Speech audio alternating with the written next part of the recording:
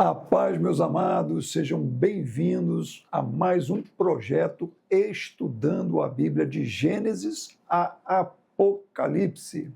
Não deixe de se inscrever no nosso canal, dar aquele like, compartilhar esse vídeo e tocar aí no sininho das notificações. Amém? Nós estamos aqui sempre na parceria com Sérgio Medeiros, foto e vídeo. Hoje nós vamos estudar 2 Reis, capítulo 4. Bom, o profeta do momento é o profeta Eliseu. Três grandes profetas se destacaram no livro de 2 Reis, que foi Elias, Micaías e agora Eliseu. E diz o texto que havia uma mulher das mulheres dos filhos dos profetas. Olha que interessante. Lembra que Elias, ele fundou várias escolas de profetas, né? Então haviam os filhos desses profetas. E uma das mulheres desses filhos dos profetas foi procurar o profeta Eliseu. Eu quero abrir um parênteses para dizer o seguinte, que os profetas tinham mulheres, tá? Essa história de celibato, que o sacerdócio não pode casar, não pode ter, né, sua esposa, isso só veio acontecer no século XII, em 1123 depois de Cristo, lá no concílio de Latrão, tá bom? E não há nenhuma orientação bíblica proibindo o sacerdote de constituir sua família, esposa, filhos. O próprio apóstolo Pedro, ele tinha família, esposa, tá? A Bíblia diz que Jesus curou a sua sogra, então isso não há orientação bíblica alguma para esse tipo de ordenança. Então, essa mulher, que era mulher de um dos filhos do profeta, clamou a Eliseu e disse: o meu marido, teu servo, morreu. E tu sabes que o teu servo temia ao Senhor. E como meu marido morreu e ficou uma dívida, o credor, ele agora quer o pagamento e eu não tenho dinheiro. Então eu vou ter que ceder os meus 2 filhos para trabalhar para ele. Aí você me pergunta: pastor, mas pode isso? Pode, irmãos. Levítico 25 estabelece essa lei do pagamento servil. Então, se você não podia pagar o que você devia ao credor, você pagava com trabalho. A mulher não tinha um marido, então ela tinha que ceder os seus 2 filhos para pagar as dívidas contraídas pelo seu esposo. E ela ia ficar sozinha durante todo esse período. Então, Eliseu pergunta à mulher: o que de fazer nessa situação? O que eu posso fazer? O que você tem em casa? É muito interessante essa pergunta do Eliseu. O que você tem em casa? E aí, a princípio, ela diz o seguinte: a tua serva não tem nada. Não, peraí, vamos com calma. Tua serva não tem nada? Foi o que ela respondeu inicialmente. Mas depois, vírgula, ela diz assim: se não aqui é fundamental. Se não é uma conjunção adversativa que introduz a ideia de contraste entre 2 orações. E ela é fundamental aqui para nós. Porque primeiro ela vai dizer: tua serva não tem nada. Aí entra, se não, aí ela, uma botija de azeite. Então, ela tem sim, tem. Ela tem uma botija de azeite. Então, por que eu quero dar ênfase a isso? Porque você precisa ter cuidado com o que você diz. Porque você pode perder uma grande oportunidade por conta de uma visão, muitas das vezes pessimista, por conta de uma baixa autoestima, um senso de incapacidade, ou mesmo uma atitude vitimista ou miserável, e dizer: eu não tenho nada. Que história é essa que não tem nada? Deus não vai operar um milagre na sua vida, uma intervenção do nada. Não, é a partir de uma entrega. Isso é um princípio do reino de Deus.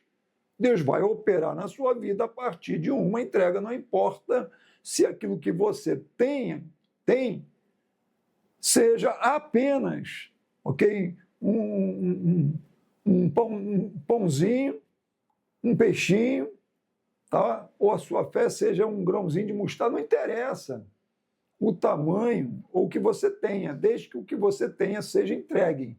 Esse é o princípio em que Deus vai começar a agir e mudar a sua história. Tem que haver uma entrega. Amém, amado?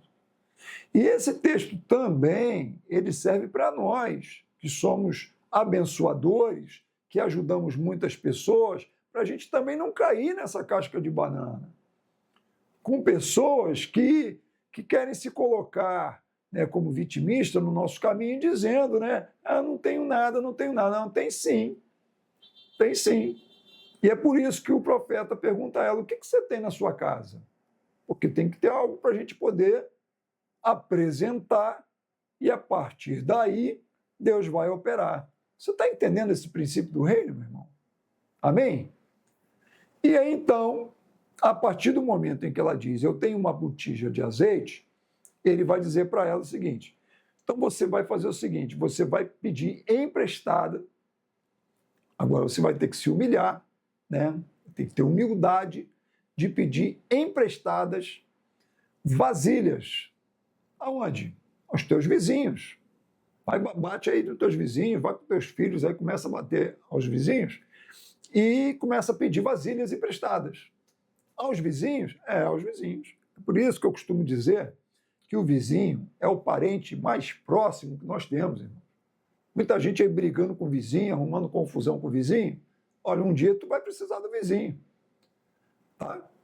Quando acontece qualquer problema na nossa casa, alguém passa mal, tá? Ou, enfim, um acidente qualquer, um acidente doméstico, quem é que chega primeiro? É o seu marido que está trabalhando? É a sua esposa que está fora? Quem é que chega primeiro? É o vizinho, meu irmão.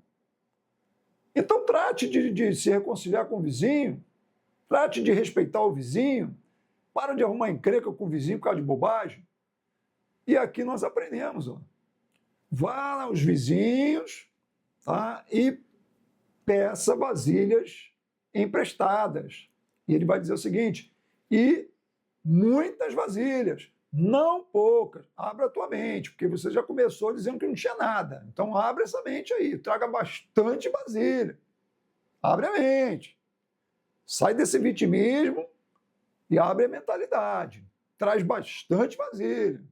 E aí, irmão, ela foi com seus filhos e começou a trazer vasilha, trazer vasilha, trazer vasilha, trazer vasilha.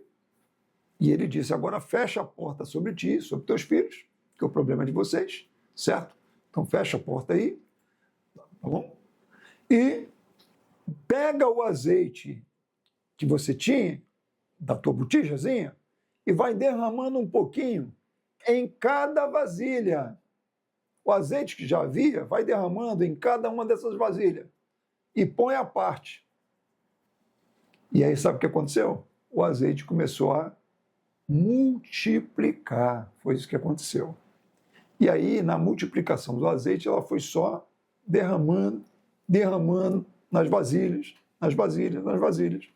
E foi enchendo vasilha, enchendo vasilha, enchendo vasilha, até que no versículo 6 ela passa a vasilha e um dos meninos disse, ó, acabou a vasilha. Ó, acabou a vasilha. O azeite parou de multiplicar, né? Obviamente. E aí, então ela vem até o profeta, traz um relatório maravilhoso da multiplicação do azeite, azeite de extrema qualidade, melhor do que o galo, Serginho? Melhor do que o galo, né? Serginho falou assim, será que esse azeite é o galo? Não, muito melhor. Aqui não tem nem comparação. Azeite da extrema qualidade, entendeu? E aí o profeta vai dizer para ela assim, vai, vende o azeite e paga a tua dívida. Primeiro paga o quê? A dívida. Primeira coisa que você vai fazer, pagar a dívida. A dívida está ameaçando os seus filhos serem tirados de você? Então vai lá e paga a tua dívida. Depois você vai aprender a administrar a abundância né? O que sobrar, você administra para viver do resto. Amém?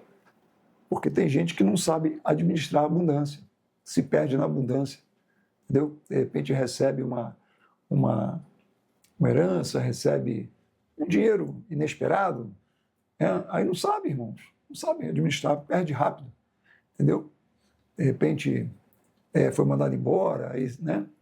Aí recebe uma grana boa, não sabe administrar, e aí fica culpando a Deus, culpando sei lá quem, porque perdeu tudo e não fez nada. Não, irmão. Aprenda a administrar, tudo bem? Para que o Senhor continue te abençoando e seja fiel. E aí, resolvido isso daí, agora vai vir um período aqui sucessivos de milagres que Eliseu vai operar. O ministério de Eliseu foi um ministério de muitos milagres. Ele vai para Sunem, uma cidade chamada Sunem, e lá em Sunem tem uma mulher, que o texto diz uma mulher importante, quer dizer, uma mulher que tinha dinheiro, tá? O qual o reteve, quer dizer, chamou ele para comer pão, né?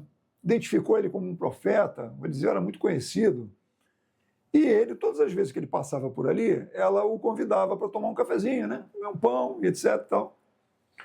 E ela comentou com seu esposo, eu tenho observado que esse homem é um homem de Deus, ele é um homem de Deus, um homem santo de Deus. Vamos fazer um quarto para ele, que eu vejo ele caminhando para lá e para cá, caminhando para lá e para cá. Vamos fazer um quarto para ele ter um local para descansar. Né? Vamos fazer aqui um quarto junto ao nosso muro. Ali a gente coloca uma cama para ele, uma mesa, uma cadeira, um candeeiro. Né? E a gente vai ter um lugarzinho para ele hospedar ele, ok? Um pãozinho para ele quando ele vier. Pronto. Ah, irmãos, é tudo que um profeta precisa, né? Uma cama, uma mesa, para ele poder estudar, né, com a cadeira, candeeirozinho, né? Não tinha luz elétrica naquela época, então um candeeiro, acabou. O profeta está satisfeito com isso. Glória a Deus, um pãozinho. Maravilha, hein? E a mulher, o marido da mulher fez, beleza, irmão. Versículo 11. Recolheu-se ele àquele quarto e ele ali se deitou. Só que, meu irmão, preste atenção. Descansar é importantíssimo. Agora, descansar é uma coisa, distrair-se é outra coisa. Há uma diferença entre descansar e distrair. O profeta deve descansar, mas não pode se dar o luxo de se distrair. Infelizmente, o Eliseu, ele se distraiu. Porque o Eliseu simplesmente disse ao servo que ele tinha, chamado Geazi, ele disse o seguinte, chama essa mulher aí, essa sunamita. E aí ela veio, se pôs diante dele e disse o seguinte, olha, você tem me tratado muito bem e eu gostaria de saber o que eu posso fazer por você. A mulher não pediu nada, meu irmão. A mulher só queria servir o profeta e mais nada. A mulher já era rica, a mulher tinha tudo. A mulher só não tinha um filho, tudo bem? Mas a mulher era feliz. O que eu posso fazer por ti? Disse o profeta. Irmãos, Eliseu está querendo pagar o favor recebido. Deixa eu te explicar uma coisa, irmão. Favor não se paga, meu amado. Favor não se paga. Tá bom? Você fica grato, né? E claro, a sua natureza como filho de Deus, né, faz de você um abençoador naturalmente. Então você não vai fazer porque você está pagando. Não, você vai fazer porque você é um abençoador. Glória a Deus. Mas Eliseu entrou numa de querer pagar o favor. E ele começa a inventar um monte de coisa. Você quer que eu fale alguma coisa ao rei? Como assim, gente? Se o rei é um rei pagão, o rei é o Georão. Que é isso, gente? Pelo amor de Deus, velho. Faz isso não, hein? Ele vai ficar na mão do Georão, devendo favor ao Georão, porque ele quer pagar um favor à mulher? O que está acontecendo com o Eliseu aqui, gente? Pelo amor de Deus, velho. Você quer que eu fale alguma coisa ao capitão do exército em seu favor? Mas quem vai fazer o quê? O capitão do exército vai mandar uma escolta para ficar ali guardando a casa dela, é isso? Não, eu não sei o que passou na cabeça do Eliseu, que ele está agoniado por ter sido servido e agora ele quer pagar esse favor de qualquer maneira. Quer dizer, então, ao invés de descansar, ele se distraiu. E aí, irmãos, o Geazi, o servo dele, chega para ele e diz assim: olha, eu percebi que o marido dela é velho, é mais velho, bem mais velho do que ela, e que eles não têm filho. Ai, irmão. Aí o Eliseu deduziu, ele não recebeu direção de Deus, não. Ele deduziu. O que é uma dedução? Dedução, meu irmão, é a sabedoria humana, terrena, animal. Quer dizer, é animal é instintiva, né? Mas a dedução é uma sabedoria humana que pode, se você não vigiar, pode evoluir até para diabólica. Entendeu? Você não tem que deduzir nada, irmão. Você tem que buscar a direção de Deus. Ele deduziu que a mulher, por ter um marido mais velho sem filho, a mulher ia ficar sem um herdeiro e poderia perder todos os seus bens. Ele deduziu. E aí chama a mulher, novamente. A mulher vem e ele já chapa logo uma profecia da mulher. Ó, a este tempo determinado, em tal tempo você vai ter um filho. Assim, irmão, nem perguntou se a mulher queria, se ela não queria. Não, tu vai ter um filho. E ela se assustou com aquilo. Meu senhor, homem de Deus, não mintas a tua serva. Não, tu vai ter, ué, você vai ter um filho. E não é que ela teve mesmo. Ela teve o filho, de acordo com a palavra do profeta. E o filho cresceu, irmãos. Se tornou um rapazinho. E como foi sair com o pai para o campo, daqui a pouco o menino começou a ter dor de cabeça, versículo 19. Ai, pai, estou com dor de cabeça, dor de cabeça, dor de cabeça. Aí leva o menino para a mãe. Chega na mãe, a mãe bota ele no joelho dela. Tá ok? Fica ali tentando, né, resolver de alguma maneira, o menino morre. O menino morre. Ah, irmãos. Aquela mulher pega o menino, leva o menino e deita o menino, sabe aonde? Na cama do Eliseu. Não é na cama dela, não. E nem na do menino. Ela pega o menino, leva lá no quartinho que ela fez para o homem de Deus, para o profeta Eliseu, e bota o menino na cama dele. Fecha o quartinho, ok? Sai, chama o marido, não diz para o marido que o filho morreu. Olha isso.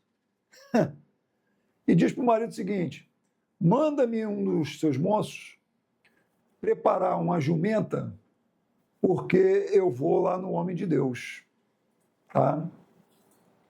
E aí o marido, mas por que você vai lá no homem de Deus? Hoje não é dia de festa, não é dia sagrado, não é o Shabá, você vai fazer o que lá? Porque ele não sabia que o menino tinha morrido, irmãos. E sabe o que ela respondeu ao marido? Não, tá tudo bem. Não é dia de festa, não é Shabá, não é nada, mas eu vou lá no nome de Deus e tá tudo bem, fica tranquilo. Desse jeito, irmãos. Como quem diz, ele arrumou esse filho, ele agora vai se virar para fazer esse menino ressuscitar. Aí albardou a jumenta, falou para um dos trabalhadores dela, né? Guia, anda, vamos comigo até um certo lugar. Quando chegar lá próximo, eu quero que você volte e eu vou tratar essa questão sozinha. Eu vou tratar sozinha. É eu e o profeta. Numa distância, irmãos, em média, 50 quilômetros, 50 km em cima de uma jumenta, tá? Que é a distância de Sunem até o Carmelo, onde estava o Eliseu. Diz o texto lá no versículo 25, ele estava lá no Monte Carmelo. Lá no Monte Carmelo, eu já estive lá no Monte Carmelo, você tem uma visão privilegiada. Você vê ali o Armagedon, ali o local do Armagedon. O Armagedon não, você vê o campo do Megido, onde vai acontecer o Armagedon. Então você vê toda aquela campina, né? Aquela planície toda, você vê de lá. De cima você tem uma visão privilegiada. Você vê grande parte de Israel ali, do Monte Carmelo. Então, de lá, o Eliseu viu a sunamita, a mulher, vindo de longe, mandou o Geazi se encontrar com ela. O Geazi foi lá, perguntou como é que ela estava e ela respondeu. E aí, senhora, está tudo bem? E ela disse, está tudo bem. E ele, está tudo bem com seu marido? Está tudo bem com seu filho? Ah, irmãos, ela disse, está tudo bem. E aí, irmãos, sabe o que aconteceu? Ela continuou. Quando ela se aproximou até o profeta Eliseu, ela se lançou aos pés do profeta Eliseu. Tá? E o Geazi, quando viu aquela cena, que ela fez aquilo de uma forma muito intensa, tentou tirar ela. No que tentou tirar ela dos pés de Eliseu, Eliseu disse, não, deixa ela ficar, que a alma dela está amargurada. E o Senhor não deixou eu perceber, eu ver. Pela primeira vez, o Senhor não me revelou. Olha para isso, irmãos. Pela primeira vez na sua vida, Deus encobriu de Eliseu, do profeta Eliseu, uma revelação. Por quê? Por que Deus encobriu de Eliseu uma revelação? Porque lá atrás ele fez algo que Deus não mandou ele fazer. Deus não mandou ele dar filho para ninguém. Como é importante a gente caminhar debaixo de direção, né, irmãos? Ao invés de tomar atitudes pelo ímpeto, é a minha vontade. Não faça isso de jeito nenhum. Um profeta, irmãos, que tudo era revelado a ele, tudo que era da vontade de Deus. Mas agora, simplesmente, Deus não lhe manifestou nada. Versículo 28, ela vai confrontá-lo. Pedi eu ao meu Senhor algum filho? Eu te pedi algum filho? Por que tu me enganaste? A mulher ficou, irmãos. Estava decepcionada. Ela estava decepcionada. Como estão decepcionados muitos que estão afastados de igreja. Muitos estão aí fora da igreja decepcionados com falsos profetas que ficam dando profetadas ao invés de falarem a palavra de Deus debaixo da direção do Espírito de Deus. Entendeu?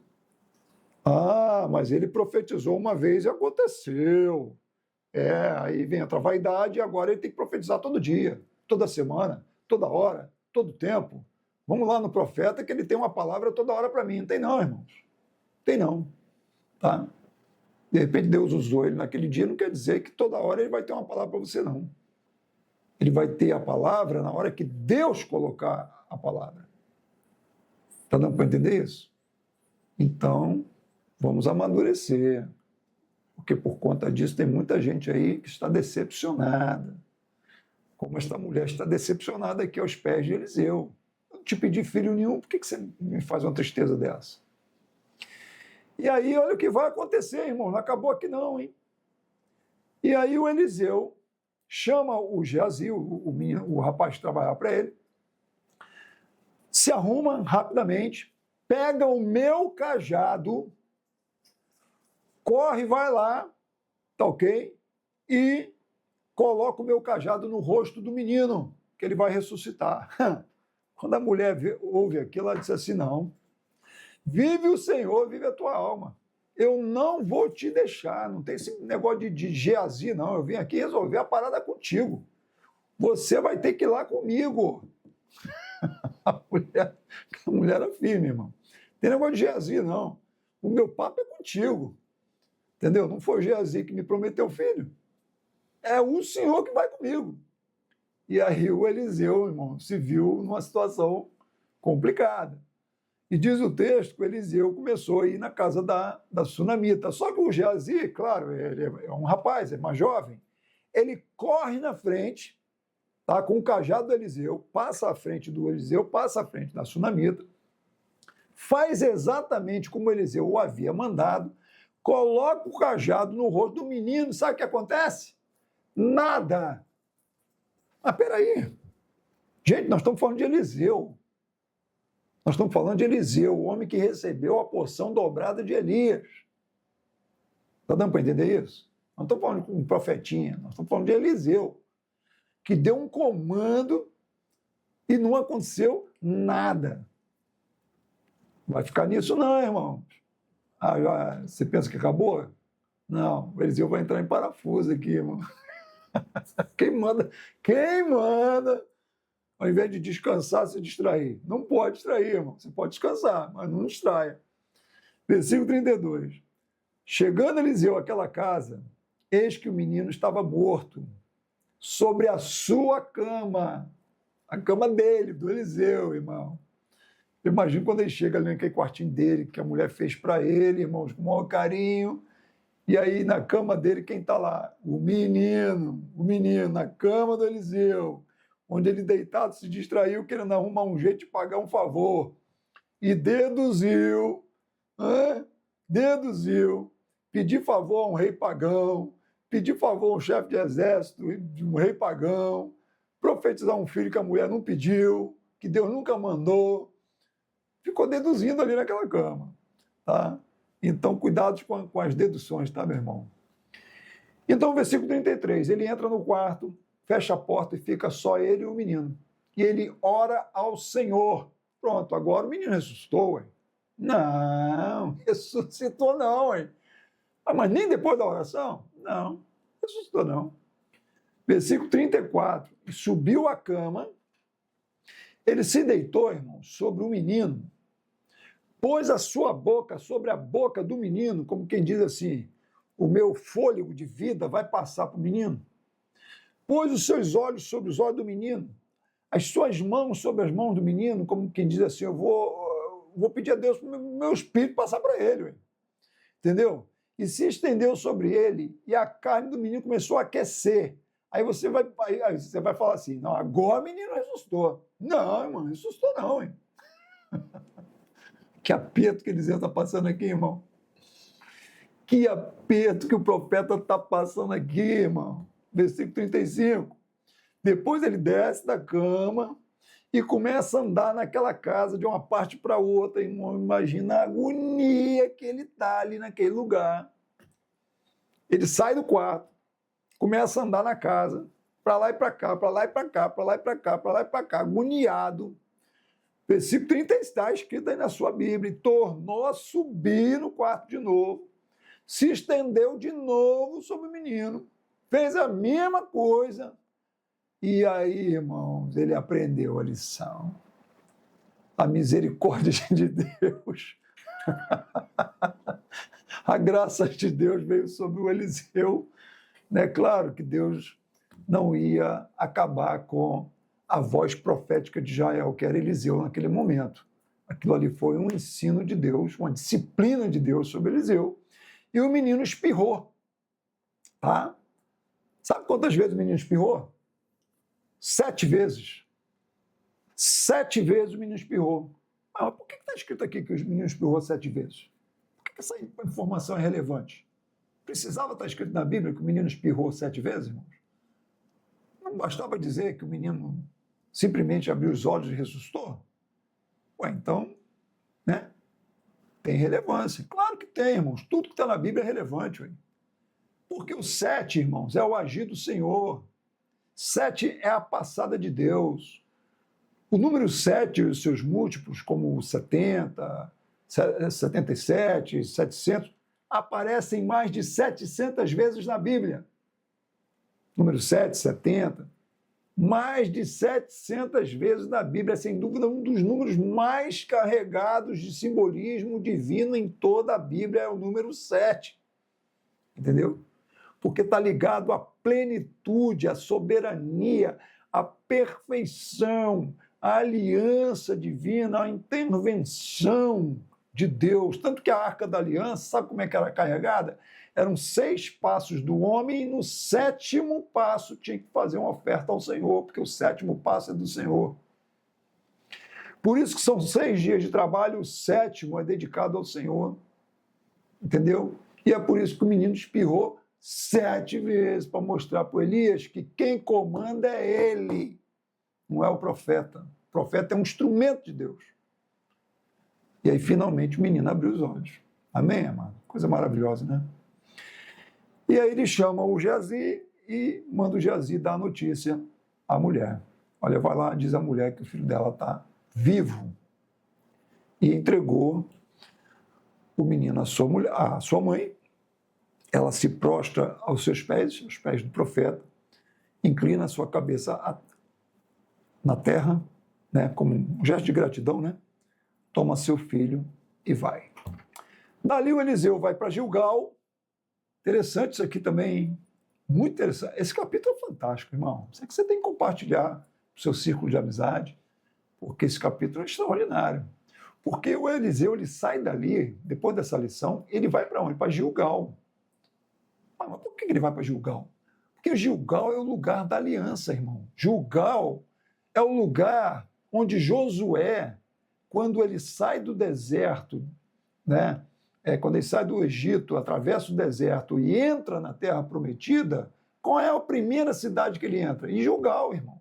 Ali ele vai celebrar a primeira Páscoa ao Senhor, já na Terra Prometida, em Gilgal. Em Gilgal que vai ser os homens circuncidados, tal que é a marca de uma renovação de aliança com Deus. Então Elias vai para Gilgal, para uma renovação de aliança, irmãos. Coisa maravilhosa.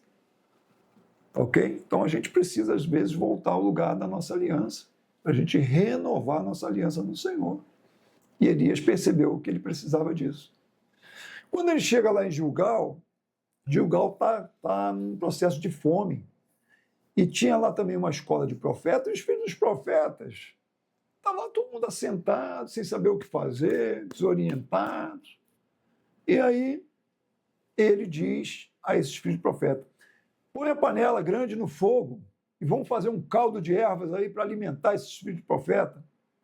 Aí um deles, desavisado, vai para o campo, versículo 39, buscar essas ervas e pega lá uma erva lá, uma barra brava lá, colhe lá um trem lá que parece um pepino, parece um, sei lá, uma meio melancia, um fruto lá meio amargo, na verdade venenoso, né, usado de maneira muito grande, ele se torna muito venenoso, e pega esse trem e bota na panela, irmãos.